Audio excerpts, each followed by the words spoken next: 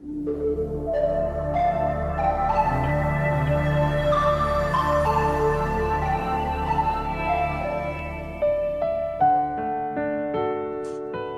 à toutes, nous remercions Azot d'être toujours aussi fidèles à l'écoute de la radio Arc-en-Ciel pour accompagner nous pendant notre petit temps de prière. C'est moi Marie qui se présente à Azot aujourd'hui cette nouvelle séquence. Nous l'est le mercredi 26 mars 2025 et nous fêtons Sainte Larissa. Eh bien, si c'est votre fête, nous souhaitons à Azot bonne fête. Si c'est votre anniversaire, l'équipe et moi-même nous souhaitons à Azot un bon anniversaire. Seigneur, mon Dieu, donne à mon cœur de te désirer. En te désirant, de te chercher. En te cherchant, de te trouver. En te trouvant, de t'aimer. Et en t'aimant, de racheter mes fautes. Et une fois rachetées, de ne plus les commettre.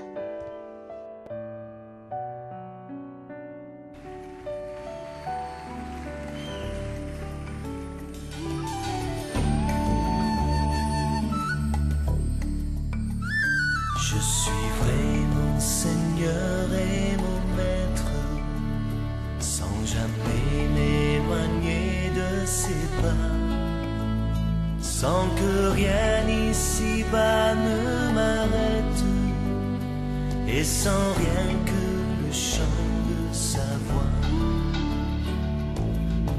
Tous ensemble. Je suivrai mon Seigneur et mon Maître, sans jamais m'éloigner de ses bras, sans que rien ici-bas ne m'arrête, et sans rien que le chant de sa voix. Je vivrai de bonheur et de grâce, de l'amour que son cœur m'a donné, et que rien ici-bas ne l'efface. C'est le vœu de mon âme assoiffée. Un seul instant auprès de toi vaut bien les heures et la route. Tout pour autant que ce soit toi qui m'accompagne au parvis de ta joie. Je suivrai mon Seigneur et mon Maître, sans jamais m'éloigner de ses pas, sans que rien ici-bas ne m'arrête, et sans rien que le chant de sa voix. Je vivrai de bonheur et de grâce,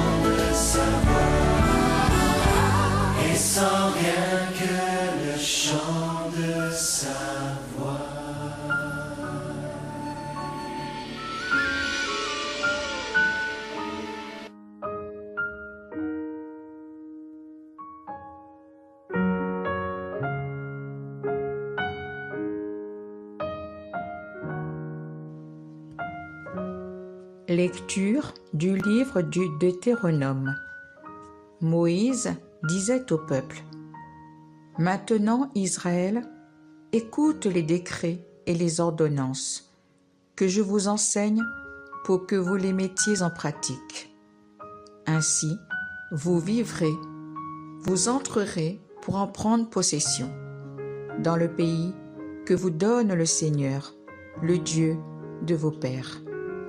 Voyez, je vous enseigne les décrets et les ordonnances que le Seigneur mon Dieu m'a donnés pour vous, afin que vous les mettiez en pratique dans le pays où vous allez entrer pour en prendre possession. Vous les garderez, vous les mettrez en pratique. Ils seront votre sagesse et votre intelligence aux yeux de tous les peuples. Quand ceux-ci entendront parler de tous ces décrets, ils s'écrieront : il n'y a pas un peuple sage et intelligent comme cette grande nation. Quelle est en effet la grande nation, dont les dieux soient aussi proches que le Seigneur notre Dieu est proche de nous chaque fois que nous l'invoquons? Et quelle est la grande nation, dont les décrets et les ordonnances soient aussi justes que toute cette loi que je vous donne aujourd'hui? Mais prends garde à toi, garde-toi de jamais oublier ce que tes yeux ont vu. Ne le laisse pas sortir de ton cœur un seul jour. Enseigne-le à tes fils et aux fils de tes fils. Parole du Seigneur. Nous rendons grâce à Dieu.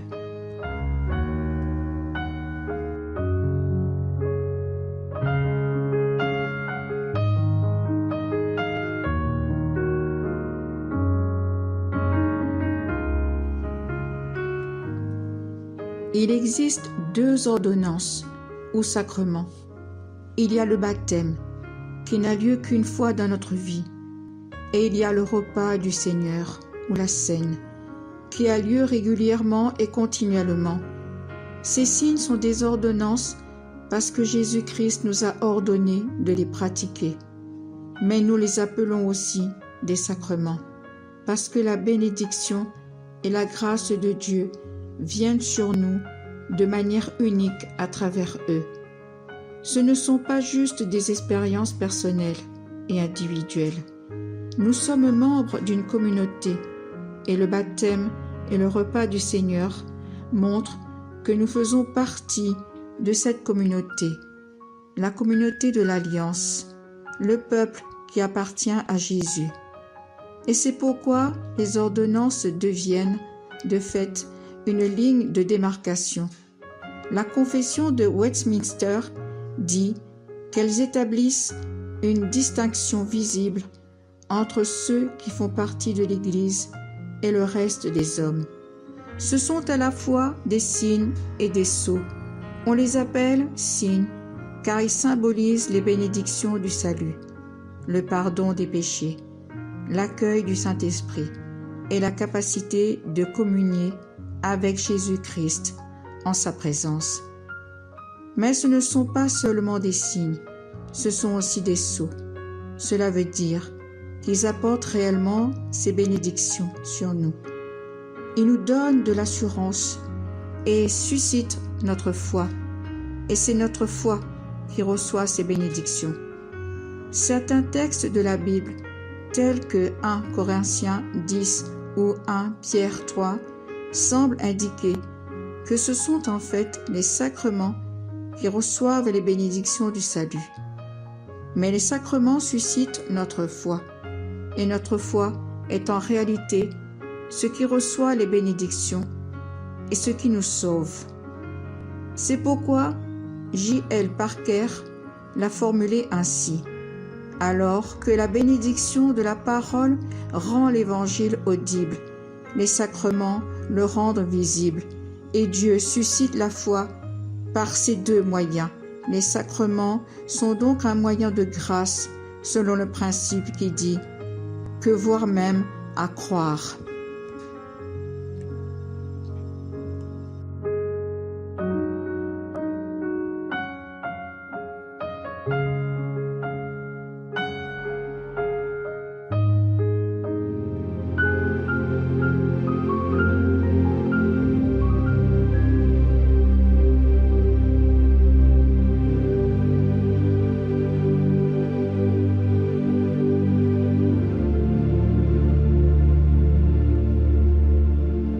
Glorifie le Seigneur, Jérusalem.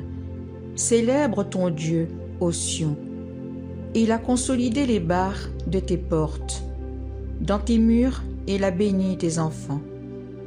Il envoie sa parole sur la terre.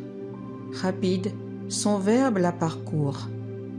Il étale une toison de neige. Il sème une poussière de givre. Il révèle sa parole à Jacob, ses volontés et ses lois à Israël. Pas un peuple qu'il ait ainsi traité. Nul autre n'a connu ses volontés.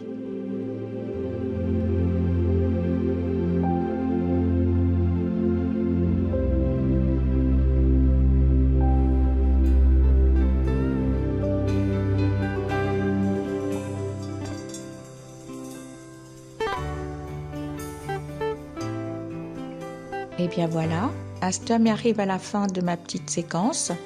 Mais remercie Azot d'avoir accompagné moi pendant ce petit temps de prière. Que Dieu vous bénisse tous.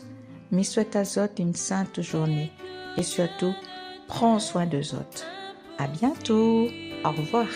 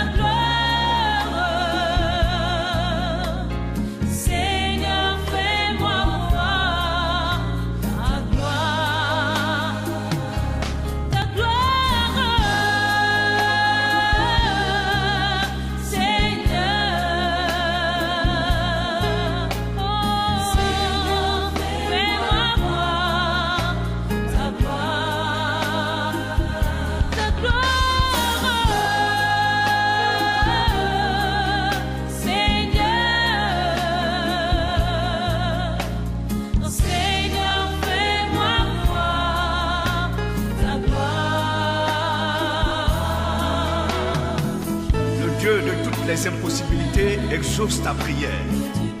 En effet, ta lumière poindra comme l'aurore et ta guérison germera promptement. La justice marchera devant toi et la gloire de l'Éternel t'accompagnera.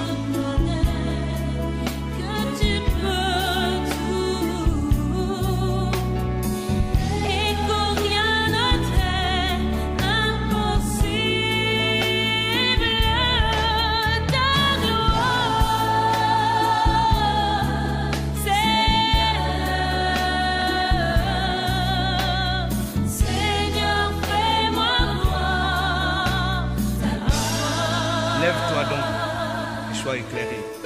car ta lumière arrive et la gloire de l'Éternel se lève sur toi.